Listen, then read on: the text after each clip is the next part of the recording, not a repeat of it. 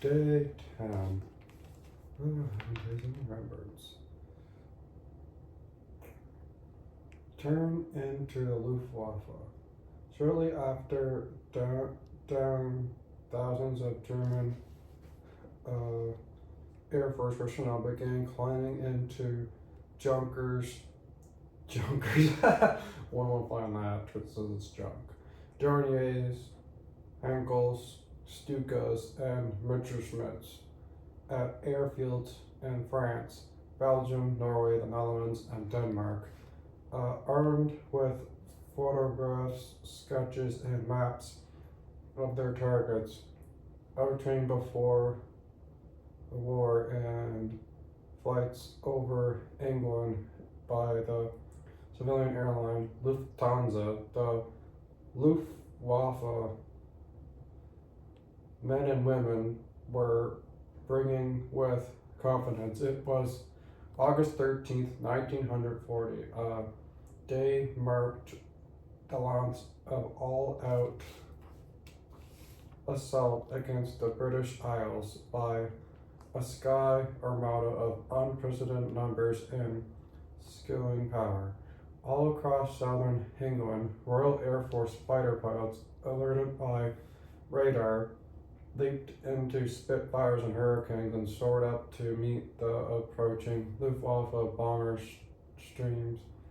The fighter pilots were all bred apart, past scrapping courages of a few years earlier. Many had been avoiding pacifists. Some had signed the controversial Oxford Pledge, and that they swore that they would never fight for king and country. Now, with the survival of the British Empire at stake, the fight for the entire day, France murders classes rage above the English Channel and southern England. As the days and nights were on, German air attacks grew heavier, and what Prime Minister Winston Churchill labeled the Battle of Britain. Nearly 500 RAF planes were destroyed, and British pilots, fighting better air duels almost consistently, were near exhaustion. Hundreds of Luftwaffe planes were shot down by the much larger German Air Force, could more easily absorb its enormous losses in the duel of attrition. While the vastly outnumbered RAF pilots were performing heroics almost hourly, the British skies over England on the ground, the sense were less talented organization and SIP's wide service and fighting a cruel role in helping to combat Luftwaffe bomber streams. A key compound of the Y service of the Women Auxiliary Air Force WAAF, who listened to conversations between Luftwaffe pilots in the air to those at their home bases. An important number of monitoring outfits was Lieutenant Elaine Clayton, who had joined the WAAF as enlisted woman soon after the war broke out late in 1939 because she spoke German fluently. Clayton had been permanently assigned to RAF station along southern coast of England and became bona fide member of the Y service. At the time, the Y service consisted of British women who had lived in Germany and would immediately confront with German idiom and slang. Women with these qualities were scarce. Their numbers were soon outnumbered by nations of France, Poland, and Austria. Assigned in 6-hour shifts, Clayton and other in the unit at the airphones climbed out over the heads, strained certainly to pick up every word from Luftwaffe aircraft above England and across the Channel. The tedious work of the pilot slang, with which they were not always familiar, and Victor's and German accents. However, the wise service women prevailed, and many instruments were able to recognize the voices of individual German pilots and squadron commanders, which the familiar voices uttered for a period of time.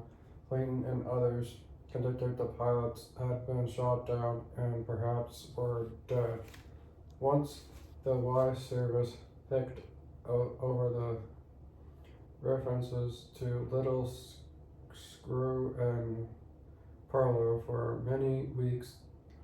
These two obvious code words baffled the British experts, but ruffled the description that the two words referred to technique by the Luftwaffe night fighters were directed by the target's RAF bomber fleet.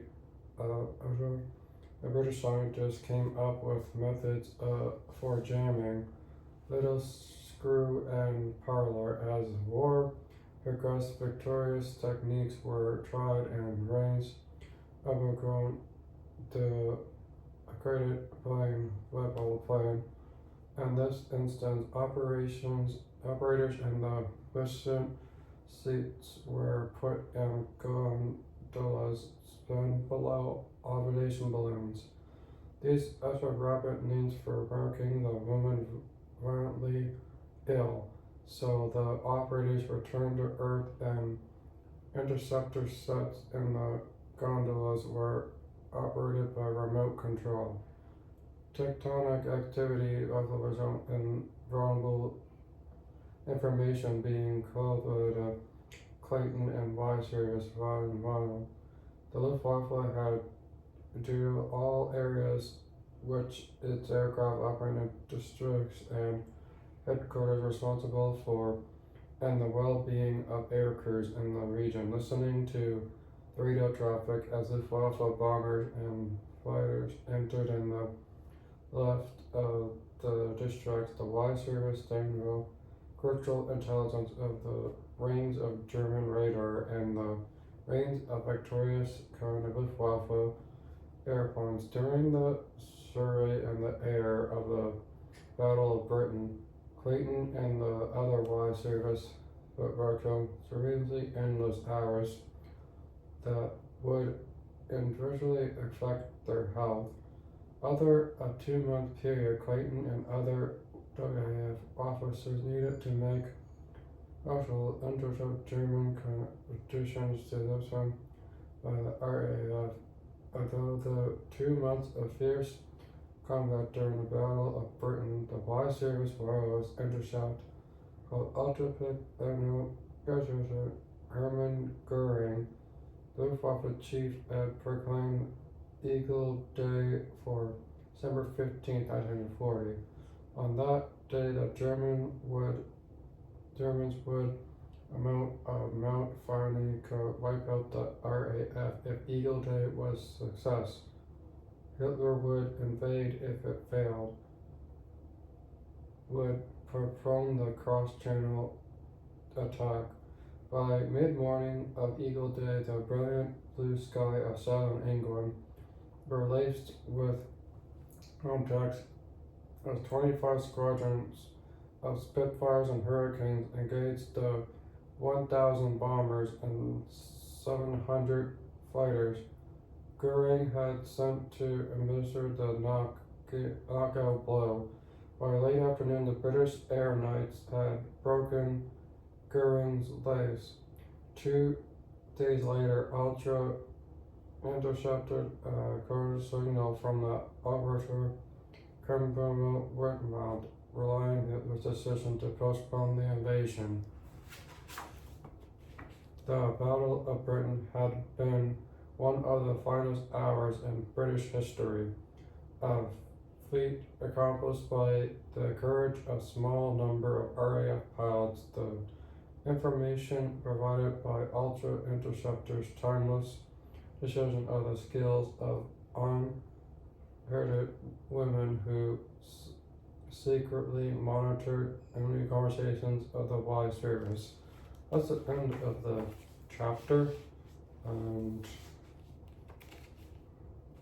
you see a veteran, and they look a bit sad. Maybe just have a tea or coffee with them, and maybe they're looking for a friend. And thank a veteran. I think the veterans who fought in World War II, so I could be free to read from this book, especially from World War II. Well, I hope that's it.